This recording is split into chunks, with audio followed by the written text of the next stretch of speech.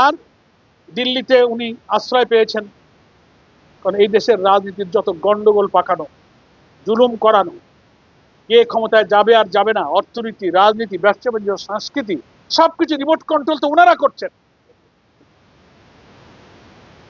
সমস্ত আন্তর্জাতিক আইন, বন্দি বিনিময় আইন, জেনেভা কনভেনশন, সমস্ত কিছুকে লঙ্ঘন করে একজন মৃত্যুদণ্ডপ্রাপ্ত আসামিকে সমস্ত প্রযুক্তিগত সুযোগ সুবিধা ব্যবহার করার জন্য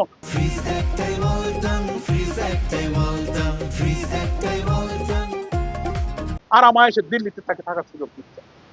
আমি মনে করি আমরা সব প্রতিবেশীর সাথে যেমন বন্ধুত্বপূর্ণ সম্পর্ক চাই, দেশের স্বার্থে ন্যায্য সম্পর্ক চাই, কিন্তু একের পর এক একটা দেশের রাজনীতি, সরকার এবং জাতীয় স্বার্থের বিরুদ্ধে কেউ পদক্ষেপ নিলে দেশের জনগণ তো সেটা পছন্দ করে।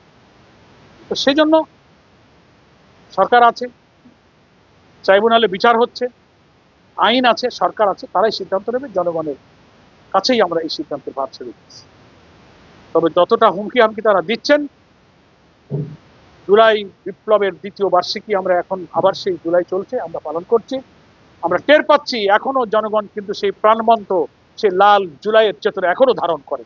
এইসব ফ্যাসিবাদী শক্তিকে এই দেশের জনগণ কখনো বরদাস্ত করবে। আর যদি এর উপরে আবার কোনো জুলুম চালাইতে হয়, তো র্যাব, পুলিশ, সেনাবাহিনী, আধিপত্যবাদী শক্তির সমস্ত রক্তচক্ষু উপেক্ষা করে এই জনগণই কিন্তু ফ্যাসিবাদের এই রানীকে কিন্তু দেশ ছাড়তে বাধ্য করেছে। তারা এই দেশে কিন্তু এখনো আছে। কয়না গ্রামে অতটা গুড় আছে।